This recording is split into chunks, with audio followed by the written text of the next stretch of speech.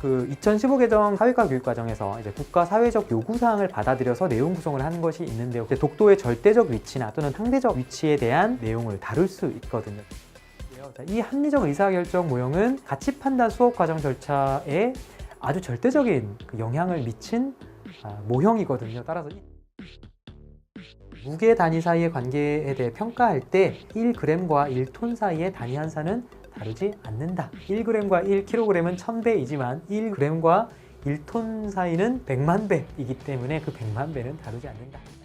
교재 54쪽에 나와 있는데 상향식 처리는 소리에서 단어, 문법 관계, 어휘의 사전적 의미 등을 거쳐서 궁극적으로 메시지를 생활 자립 능력은요, 삶의 주체, 자아 정체감, 스스로, 주도적인 관점, 자기관리 및 행위를 설계한다. 이런 키워드로 설명할 수 있는 실과 역량, 교과 역량이 바로 생활 자립 능력이 되겠죠.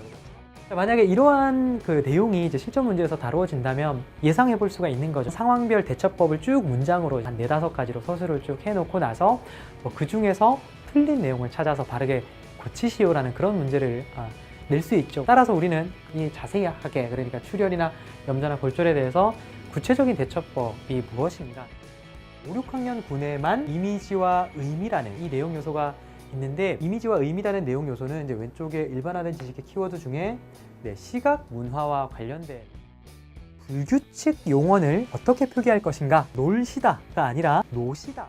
강세박자 언어라는 것이 무엇인지, 자, 강세를 받지 않는 부분은요 모두 약화되거든요. 따라서 발음상으로는 그 길이에 큰 차이가 없는 거죠. 자, 특히나 그 이제 문장에서 특정 음절이 강세를 받게 되면 나머지 음절이나 나머지 단어는 약하게 발음할 수밖에 없는 거고요.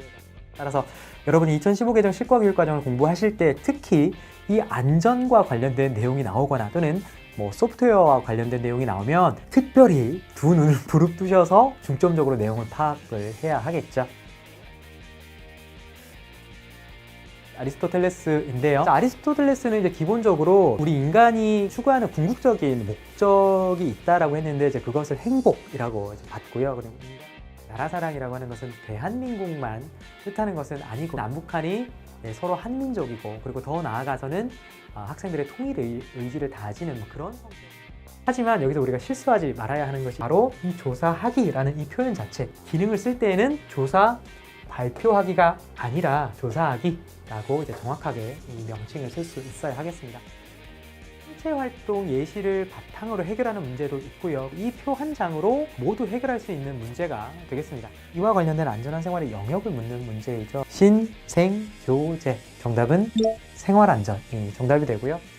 내용 중에서 독립변인과 종속변인을 구체적으로 쓰는 문제가 직접적으로 묻고, 우리가 직접적으로 쓰는 것은 아니지만 이 탐구 기능에 대한 개념 이해를 우리가 바탕으로 해서 어떤 조건에 맞는 문장을 쓰거나 또는 그 지문에서 찾아 쓰거나,